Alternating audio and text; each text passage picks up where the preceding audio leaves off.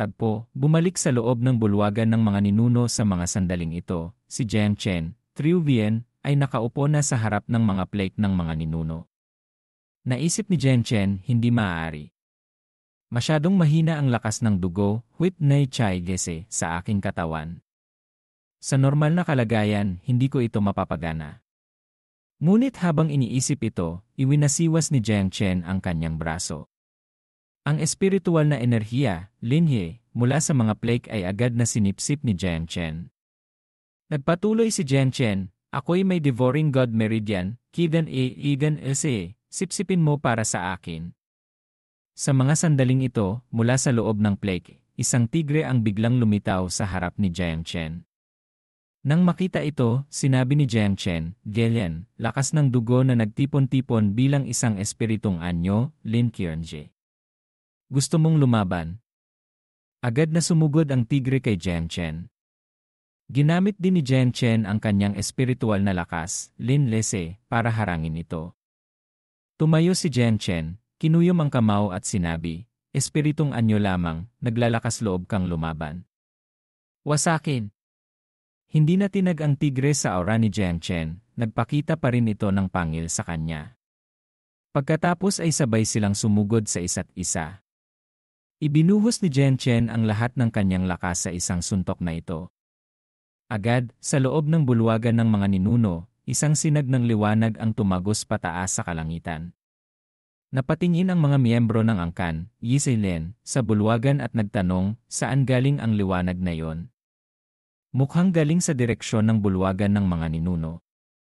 Ang matandang unang ginang, ay Fu Nen, ay napatingin din, nagmamasid at nagtatanong sa sarili, ano ang liwanag na ito? Sa labas, ang mga miyembro ng angkan at ang unang elder, i.e. Renilo, assuming a means first, not specified in text, but logical counterpart to second elder, ay tumakbo palabas at nagsabi, posible kayang si third young master. Ang Marquis Jiang Feng, Hugya, ama ni Jiang Chen, ay nagulat din at nagsabi, Chen-er. Term of endearment para kay Jiang Chen, hindi kaya. Sa mga sandaling ito, mula sa loob ng bulwagan, ang pinto ay bumukas. Lumabas si Jiang Chen.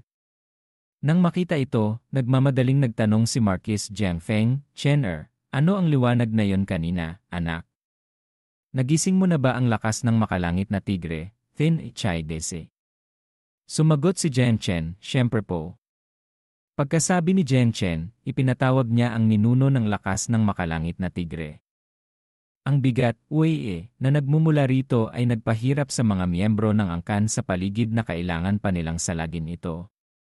Umatras sila ng ilang hakbang. Naisip ng Marquis, Diyos ko. Ang lakas ng dugo na ito, napakakapal. Maihahambing na talaga sa mga ninuno. Nagulat din ang Marquis habang tinitingnan ang sarili, naisip ang lakas ng dugo ko Pagkatapos, ang lakas ng dugo ng Marquis ay lumipad palabas, sumugod patungo sa lakas ng dugo ni Jiang Chen. Nagulat si Jiang Chen at nagtanong, ito ay you. Sa mga sandaling ito, nakita lamang ang lakas ng dugo ng Marquis na sumugod sa lakas ng dugo ni Jiang Chen, yumakap, humalik, dumila-dila, parang isang batang matagal nang nawalay sa ina. Nang makita ito, napatingin si Jiang Chen sa Marquis. Naisip ng Marquis, hoy, wala itong kinalaman sa akin, ha? Ang mas malakas sa mga hayop ang hari. Tinakpan ng Marquis ang mukha at naisip, nakakahiya. Tama na. Bumalik ka. Pagkasabi nito, agad na binawi ng Marquis ang kanyang lakas ng dugo. Pagkatapos, inihagis ng Marquis kay Jiang Chen ang isang kasuotan. At sinabi, kunin mo ito, anak. Tinanggap ito ni Jiang Chen at nagtanong, ano po ito? Ipinaliwanag ng Marquis, ito ang Nairai Concealing Armor, Githin Gip. Maaari nitong itago ang iyong aura at itago ang iyong cultivation level, 2 Vi. Mag-ingat ka. Pagkasabi nito, umalis na ang Marquis. Nang makita ito, umiti si Jiang Chen at naisip, ang amang ito, mabuti rin pala sa akin. Tagpo, lumipat sa silid ni Jiang Chen. Habang nagkukultivate si Jiang Chen, nag-isip siya, 7 araw mula ngayon, ang araw ng labanan ko kay Wang Han, Ininham. Kailangan kong makalusot sa huling yugto ng Spirit Realm, Hongxi Huli, assuming Hongxi corresponds to spirit realm in Rotor, at kasabay nito ay mayukit ang ikalawang ancient god rune, Dai Viven Yan, para manalo. Sa mga sandaling ito, nakita si Jiang Chen na iniunat ang braso at sumigaw, Heaven Swallowing Technique, Chiuthin Nivan Akin. Lamunin mo para sa akin. Tagpo, lumipat sa martial arena, Din Yi Renzi. Pagkatapos ng 7 araw ang nasa kaliwa, ay si Wang Han ng pamilyang Wang. Malapit sa kanya, isang grupo ng mga babae ang nag-cheer, sumisigaw, Wang Han. Wang Han! Daang laban, daang panalo. Saan man lumaban, laging panalo. Sa kabilang banda, ang may hawak na pamaypay ay si Lin Qian, Lei Shu, na malapit ng mamatay. Mayroon siyang grupo ng mga kalbong maskuladong lalaki na sumisigaw, Lin Qian ng pamilyang Lin. Suntok na yayanig sa North Sea, si panaabot sa South Mountain. Samantala, sa panig ng Marquis Jiang Feng, ang mga miyembro ng angkan ay walang ganang nagsasabi, Jiang Chen. Jiang Chen! Pagkakaibigan muna, laban pangalawa. Laban pangalawa. Nang marinig ito, hindi mapigilan ng Marquis ang galit. Sumigaw siya, mga walang kwenta. Ganyan ba kayo mag-cheer? Magsyalis kayo para sa akin. Nang marinig ito ng mga miyembro ng angkan, agad silang tumakbo palayo. Habang tumatakbo, sumisigaw, takbo. Saklolo! Nagalit na ang Marquis. Si Pinuno Wang Yanyi, ama ni Wang Han, sa tabi ay napangiti ng mapanukso. Kakha, Marquis, bakit kailangan pang magalit ng ganyan? Si Pinuno Lin Darinfong, ama ni Lin Qian, ay sumingit, tama naman ang sinasabi nila. Kahit magalit pa ang Marquis, wala rin itong silbi. Ha ha ha ha! Sumimangot ang Marquis at sinabi, talagang iniisip niyo na ang anak kong si Jiang Chen ay tiyak ng matatalo. Habang nagsasalita, naisip niya ang magiging itsura ng 2 anak nila matapos mapatay ni Jiang Chen. Mayabang na sinabi ni Pinuno Wang, hindi lang kami, lahat ng tao dito ay sumasang-ayon. Nagbulungan ang mga tao, 2 nasa peak spirit realm, Hongxi Vin Anan, laban sa isang nasa mid spirit realm, Hongxi Trongwi. Kahit paano lumaban, tiyak na panalo na sila.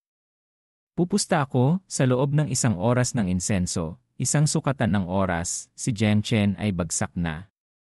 Hindi na kailangan. Sa tingin ko, kalahating oras ng insenso pa lang, hindi na niya kakayanin. Nang marinig ito, umiti ang Marquis at naisip kung sino ang mananalo at sino ang matatalo, hindi pa tiyak. Ang lakas ng dugo ni Chen tiyak na magugulat kayo ng malaki. Sa mga sandaling ito, sina Wang Han at Lin Qian ay nasa entablado na. Si Jiang Chen na lamang ang kulang. Ang mga tao sa itaas na nanonood ay nagbulungan, anong oras na, bakit wala pa si Jiang Chen? Hindi kaya natakot na siya? Ito ay isang sitwasyon na tiyak na kamatayan. Sa tingin ko, tiyak na natakot siya at tumakas na. Nakakainis. Nasayang ang kalahating araw ko sa trabaho para manood ng laban, tapos hindi naman darating ang batang iyon. Nagpakita ng pagmamataas si Lin Qian, ang basura ay laging basura. Kahit pa may innate divine meridian, duwag pa rin tulad ng daga. Si Wang Han sa tabi ay sumingit, hindi ako umaasa na maglalakas loob siyang dumating. Ang basurang iyon, dati kapag nakikita ako, nanginginig na ang 2 binti sa takot. Haha!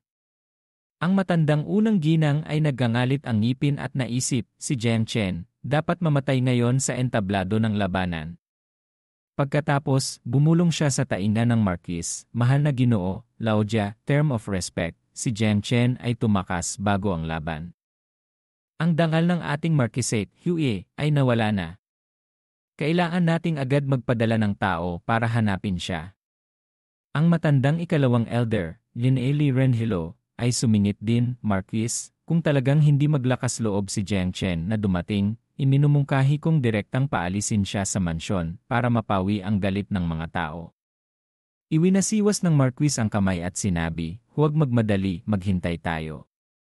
Naisip ni Dignan, concubine supportive mother figure kay Jiang Chen, sana huwag kang dumating, anak. Tumayo si Pinuno Wang, itinuro ang Marquis at sinabi, Marquis Jiang Feng. Si Jiang Chen ang naghamon ng laban sa aming dalawang pamilya, pero hindi siya nagpakita. Akala ba niya ay putik lang kami? Si Pinuno Lin sa tabi ay nag-utos, Qianer, affectionate term for Lin Qian. Agad mong patayin ang haliparot na si Jiang Yu, Triu Dan Hlen, kapatid ni Jiang Chen, sa harap ng lahat. Ipaghiganti mo ang iyong kapatid. Sinumang humadlang sa iyo ay kaaway ng ating dalawang pamilya. Tumayo ang Marquis at nagsalita, tingnan natin kung sino ang maglalakas loob. Hanggat wala pa si Qianer, walang sinuman ang gagalaw. Sumingit din ang Hallmaster Luo, Leslie Nivel Inne, hanggat wala pa si Master Alchemist Jiang, Triu An S. Sana'y huminahon muna ang dalawang family head, huwag padalos-dalos. Nagbulungan ang mga manonood sa itaas, hindi dumating si Jiang Chen, mag-aaway na ba ang mga family head? Mas maganda kung mag-away sila. Kung hindi, lugi ang taya ko.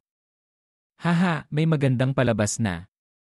Itinuro ni Pinuno Lin si Hallmaster Lu, Hallmaster Lu. Binibigyan ka namin ng respeto, hindi ibig sabihin na takot kami sa'yo. Habang nagsasalita, sumenyas siya kay Lin Qian na kumilos.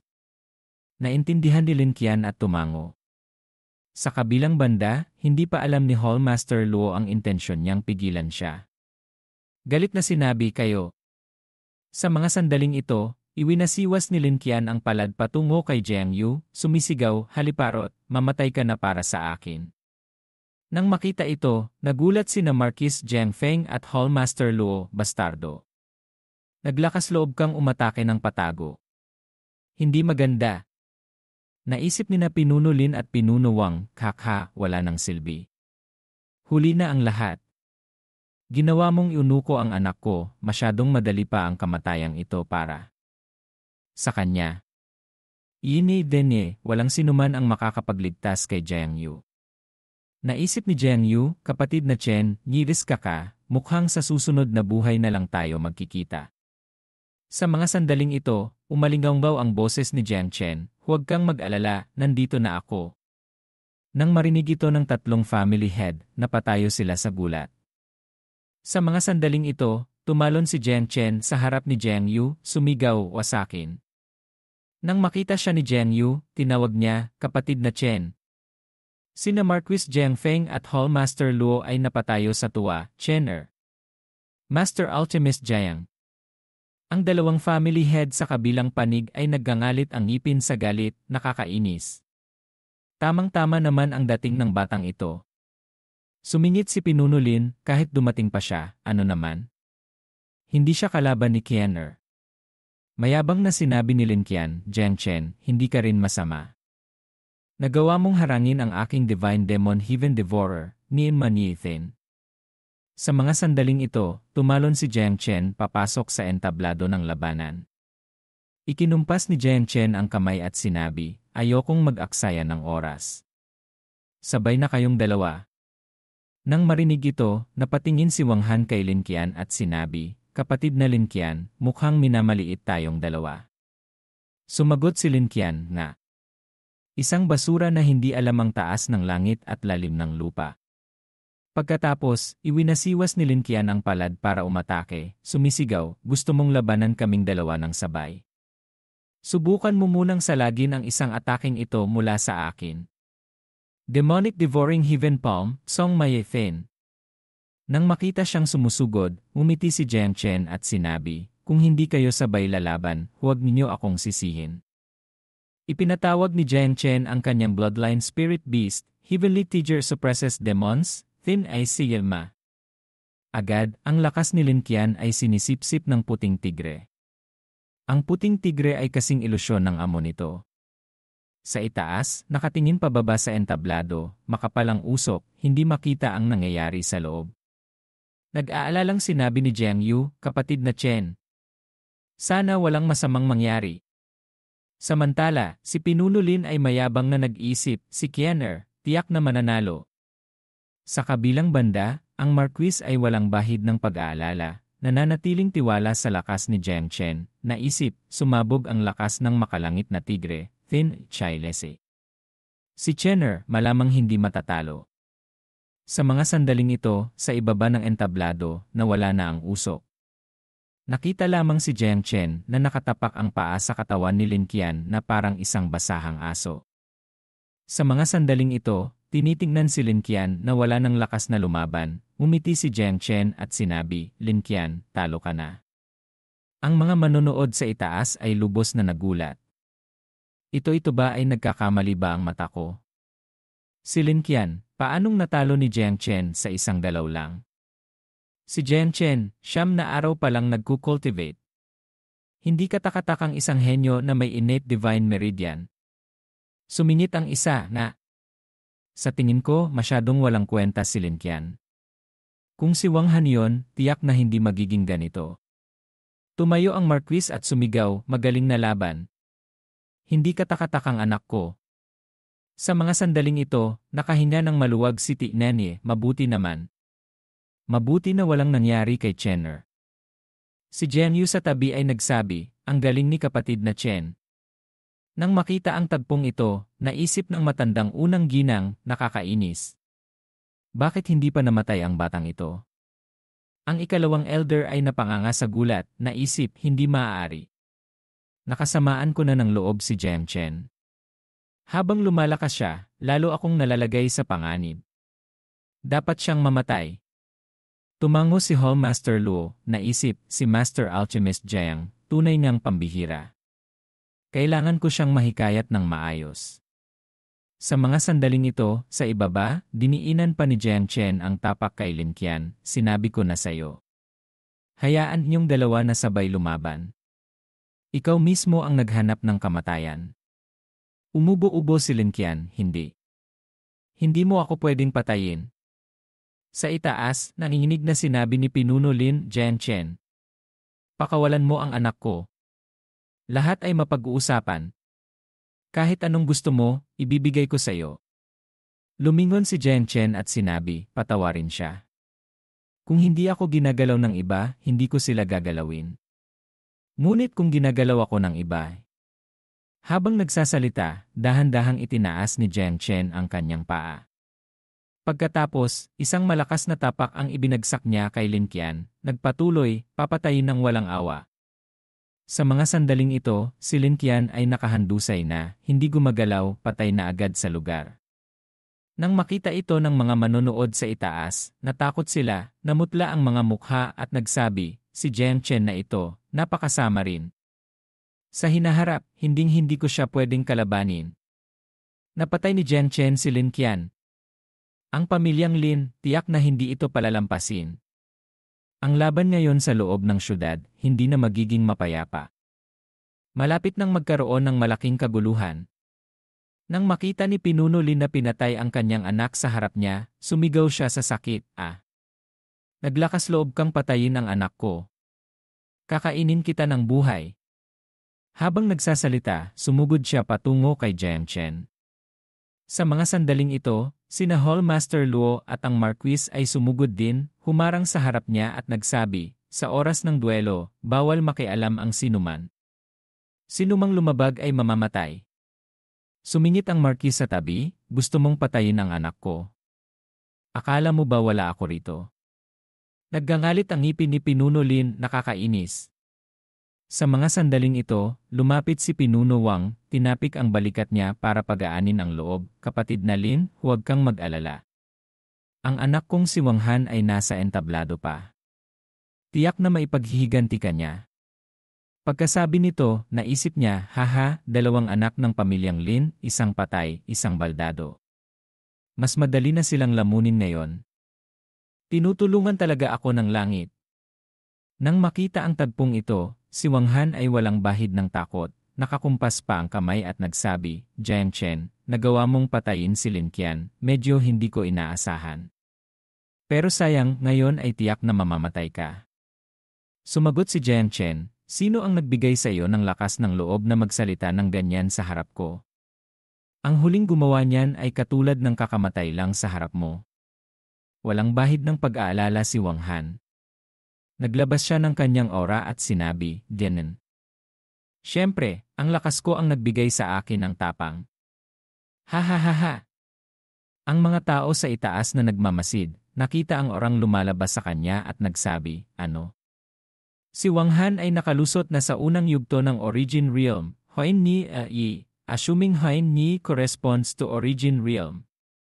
Nagtago pala siya ng lakas. Tapos na. Tiyak ng patay si Jian Chen. Ang agwat sa pagitan ng Spirit Realm, Hong Xi, at Origin Realm, Huayin Ni, ay hindi kayang-punan ng talento. Naisip ng ikalawang elder at ng unang ginang, napakabuti. Tiyak ng patay ang batang si Jian Chen. Ha ha ha. Tinutulungan ako ng langit. Jian Chen, tingnan natin kung paano ka makakaligtas ngayon. Nagulat si Hallmaster Luo, patay na. Si Wang Han ay isa ng martial artist sa Origin Realm. Si Master Alchemist Jiang ay nasa panganib. Nag-aalalang sinabi ni Tianji, mahal na Marquis, hinding-hindi mo pwedeng hayaang may mangyaring masama kay Chenner. Nagmamadaling sinabi ni Jiang Yu sa tabi, kapatid na Chen. Mag-ingat ka. Sumagot ang Marquis, huwag kayong mag-alala. Tiyak na poprotektahan ko si Chenner ng buo. Pagkasabi nito, naisip ng Marquis, mukhang kailangan ko nang itaya ang lahat. Naggangalit ang ngipin ni Pinuno Lin at sumigaw, patayin siya.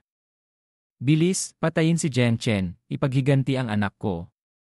Sa itaas, itinuro din ni Pinuno Wang at sumigaw, Hanner, affectionate term for Wang Han. Bilis, patayin si Jian Chen. Narinig ito ni Wang Han sa ibaba at sumagot, opo. Dragon Snake 9 Transformations, Long Na Kubin. Mamatay ka na para sa akin. Habang nagsasalita, iwinasiwas ni Wang Han ang palad patungo kay Jian Chen. Nang makita ito ng mga manonood, nagulat sila, iyan ang tanyag na ultimate skill ng pamilyang Wang. Ginamit na ni Wang Han ang tunay niyang kakayahan. Hindi na maliligtas si Jian Chen. Tingnan niyo, hindi na siya lumalaban. Sumeryoso ang mukha ni Jian Chen, unang yugto ng Origin Realm. Sakto, gagamitin kita para subukan ang ikalawang anyo ng aking Tyrant Heaven Fist, Yethin Queen. Habang nagsasalita, isang set ng gintong baluti, Kim Gip, ang lumitaw sa likod ni Jian Chen. Kinuyong ni Jian Chen ang kamao, iwinasiwas ito at sumigaw, Heaven Shattering Kill, Yethin Aste. Sa mga sandaling ito, nagsalpukan silang dalawa. Mayabang na sinabi ni Wang Han, isang nasa Spirit Realm, Hong Giai lamang. Gusto mo pang umabot sa langit? Ngumiti din si Jian Chen at sumagot, subukan nating tingnan kung sino sa huli ang mamamatay. Pagkatapos, ang kamao ng gintong baluti ni Jian Chen ay winasak ang atake ng Dragon Snake ni Wang Han. Nang makita ito ni Wang Han, lubos siyang nagulat, ano? Hindi maaari. Sa mga sandaling ito, sumugod si Jian Chen at sumigaw, magsisi ka sa impyerno. Tinabunan ni Wang Han ang mukha at sumigaw, hindi. Pagkatapos, isang suntok mula sa gintong baluti ang bumagsak kay Wang Han. Isang malakas na bang ang umalingaw-ngaw, nagkalat ang alikabok. Nang mawala ang alikabok, nakita ang anyo ni Wang Han na nakahandusay doon. Ang mga manonood sa itaas ay hindi makapaniwala sa kanilang mga mata. Bakit parang palagi akong nagkakaroon ng ilusyon ngayon? Kanina lang, nakita kong si Wang Han ay natumba sa isang suntok ni Jian Chen. Sumagot ang katabi niya, Diyos ko. Hindi iyon ilusyon. Si Jian Chen na nasa Spirit Realm, Hong Giai, lamang ay nagawang tumawid ng antas para patayin si Wang Han na nasa Origin Realm, Huayin Giai na. Nabaliw na ang mundong ito. Isang henyo ang dinurog ng isang basura. Ano ba talaga ang nangyayari dito? Nang makita ito ng matandang unang ginang, naggangalit ang ngipin, paano nangyari ito? Nanalo na naman si Jian Chen. Sumingit ang ikalawang elder, itong si Wang Han, peke ba ang paglusot niya sa Origin Realm? Bakit kahit si Jian Chen ay hindi niya matalo? Narinig ng Marquis ang kanilang bulungan, lumingon at nagtanong, Yee. Ano ang binubulong ninyo dyan? Agad na iwinasiwas ng ikalawang elder at unang ginang ang kanilang mga kamay at sumagot, ahahaha. Tinutulungan ng langit ang Marquisate. May henyong tulad ni Jian Chen, ito ang tunay na biyaya ng Marquisate. Sumingit din ang ikalawang elder, tama. Tama. Sa pagkakaroon kay Jiang Chen, tiyak na unlad ang Marquisate. Nang marinig ang mga salitang ito, gumaan ang loob ng Marquis at mumiti siya. Sa itaas, iwinasiwas ni Pinuno Lin ang kamay ay, "Pinuno Wang, ano nang gagawin natin ngayon? Nandito si Hallmaster Luo at si Marquis Jiang Feng, hindi tayo pwedeng umakyat para humadlang." Naisip ni Pinuno Lin, bakit anak ko lang na si Lin Qian ang namatay? Si Wang Han, huwag siyang umasang makakatakas sa kapalaran na ito. Mamaya, hindi ako kikilos. Hihintayin kong mapatay si Wang Han bago kumilos. Walang bahid ng pag-aalala si Pinuno Wang, tumawa pa ng malakas, haha. Sino ang nagsabing talo ang anak kong si Wang Han? Nagsisimula pa lang ang laban. Nang marinig ito, naisip ni Pinuno Lin, ano? Hindi kaya may alas pa si Wang Han? Sa ibaba ng entablado, lumapit si Jiang Chen kay Wang Han, "Wang Han, bago ako nagising ng aking Divine Meridian, ginawa ninyo ni Lin Qian na libangan ang pagbugbog at paghamak sa akin. Ngayon, papatayin kita. May gusto ka bang sabihin?" Narinig ito ni Wang Han ngunit walang takot, napatawa pa siya. "Haha! Patayin ako." Sa mga sandaling ito, sa katawan ni Wang Han, isang madilim na enerhiya, maye, demonic ki, ang lumabas. Tumayo siya at nagpatuloy, "Isang basura na tulad mo, nangangarap ka rin ng ganyan." Nang makita ni Jiang Chen ang demonic ki sa katawan niya, lubos siyang nagulat. Naisip, demonic ki. Hindi ko inaasahan na sa maliit na Tianyuan Kingdom, Thin Muin Kus, na ito, may bakas pa ng mga heavenly demon, Thin Ma. Mukhang noon, hindi pa sapat ang paglipol ko sa lahi ng mga heavenly demon. Nagbulungan ang mga manonood sa ibaba, ano ang itim na enerhiyang iyon? Bakit parang lalong lumakas ang aura ni Wang Han? Hindi inaasahan, may alas pa pala si Wang Han. Sa pagkakataong ito, mukhang tiyak ng patay si Jiang Chen. Si Jiang Chen, masyado pang bata.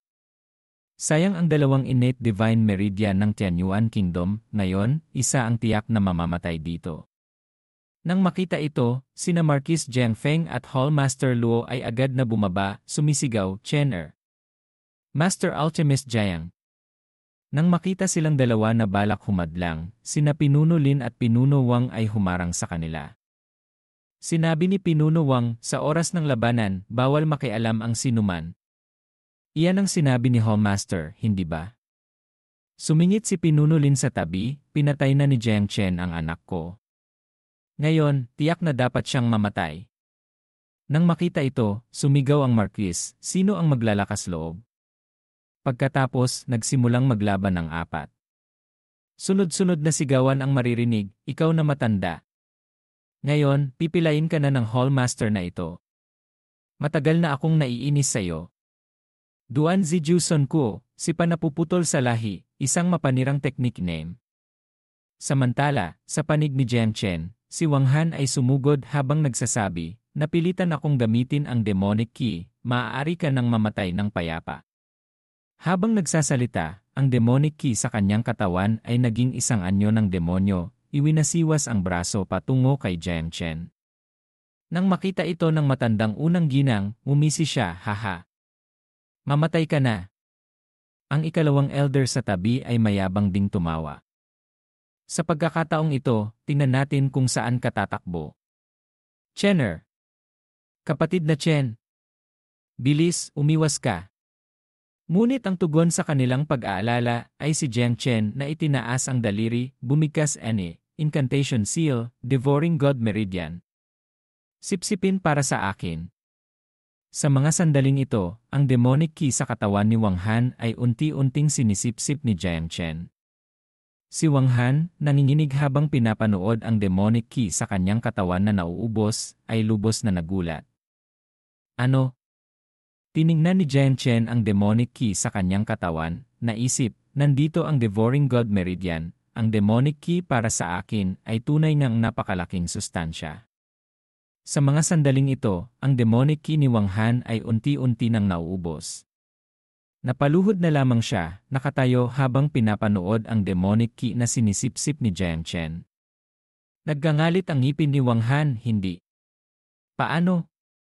Pagkatapos, humihingal siyang nagsabi, paano? Paano ka naging ganito kalakas? Ang mga tao sa itaas na nanonood ng tagpong ito ay lubos na nagulat, ano-anong nangyayari. Ang alas ni Wang Han ay walang silbi laban kay Jiang Chen. Si Wang Han lumuhod na. Naman sa harap ni Jiang Chen. Gusto na ba niyang sumuko? Sunod-sunod na tinalo ang dalawang henyo. Ang pagbangon ni Jiang Chen, wala nang makakapigil pa. Nanginginig na sinabi ni Wang Han, ikaw nagawa mong lamunin ang demonic ki ko. Sino ka ba talaga? Sumugod si Jiang Chen gamit ang kamao, sumagot sa kanya, ang buhay mo ang kukunin ko. Nang makita ni Wang Han ang kamaong papalapit, sumigaw siya, hindi mo ako pwedeng patayin. Kung hindi, makakasamaan mo ng loob ang dalawang pamilyang Lin at Wang. Patawarin mo, hindi pa rin natinag si Jiang Chen nang marinig ito. Isang suntok ang ibinagsak niya, sumisigaw, mamatay ka na. Agad, isang tunog ng tea-crack ang umalingaw-ngaw. Si Wang Han ay dahan-dahang bumagsak. Tumalikod si Jiang Chen at umalis. Nang makita ito ng mga manonood sa itaas, nagsabi sila, si Wang Han patay na. Ang ekspresyon ng mga tao mula sa marquisate ni Jiang ay biglang nagbago. Ang mga manonood ay napatayo rin, sumisigaw, si Wang. Si Wang Han, patay na. Isa siyang martial artist sa Origin Realm. Si Jiang Chen, napakahalimaw na. Hindi inaasahan, nagawa niyang tumawid ng antas para patayin si Wang Han. Nandito siya, ang marquisate ng Jiang Han, Yi Tiu Huye, Jiang Han Marquisate sa Rotor, tiyak na lalago ng husto. Sumagot ang katabi niya, hindi pa tiyak yan. Ang pamilyang Lin at pamilyang Wang, tiyak na hindi sila upo lang at papanoorin si Jiang Chen na lumakas. Naggangalit ang ngipin ng matandang unang ginang, naisip, nakakainis. Nandito ang batang hayop na ito, tiyak na hindi makakamana ng posisyon ng Marquis ang anak ko. Dapat siyang mamatay. Naisip din ng ikalawang elder, ang batang ito, napakalupit kumilos. Kung hahayaan siyang lumakas, sa hinaharap, tiyak na hindi niya ako patatawarin. Mukhang ang mungkahi na sinabi sa akin ni Pinuno Wang noon ay maaari ng isagawa. Sa mga sandaling ito, galit na sumugod si Pinuno Wang Jiang Chen. Naglakas loob kang patayin si Hanner. Mga tauhan ng pamilyang Wang makinig. Kahit anong mangyari, patayin si Jiang Chen. Agad ding hinugot ni Pinuno Lin ang kanyang espada at nag-utos, ngayon, si Jiang Chen ay tiyak na dapat mamatay. Patayin siya. Ang mga miyembro ng angkan sa likuran nila ay sumigaw din, opo. Patayin. Ipaghiganti ang Young Master. Sumigaw din ang Marquis sa panig na ito, harangin sila. Protektahan si Chenner. Pagkatapos, ang mga miyembro ng angkan ay sumugod din patungo kay Jiang Chen, nagsasabi, si Third Young Master ang pag-asa ng pagbangon ng Marquisate. Protektahan si Third Young Master. Harangin sila.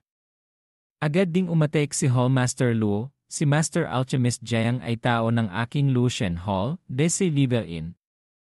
Sinumang maglakas loob na saktan siya ay magiging kaaway ng Lucian Hall. Napatingin ang Marquis kay Jiang Chen at sumigaw, Chenner, isama mo sina Jiang Yu at ang iba pa, mauna na kayo. Dito, si ama ang haharang.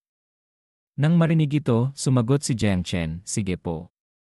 Naisip ni Jiang Chen, sa tulong ni Hallmaster, ang panig ni ama ay malamang walang magiging problema. Nang makita ni Pinuno Wang na paalis na si Jiang Chen, sumigaw siya, ikalawang elder. Ngayon ka pa hindi kikilos? Kailan mo pa hihintayin? Agad, isang tao ang lumipad patungo sa ikalawang elder na may napakabilis na kilos. Nang makita ito, lubos na nagulat ang Marquis, ano? Ikalawang elder, ikaw ay isang espiya. Naisip ni Hallmaster Luo, hindi maganda.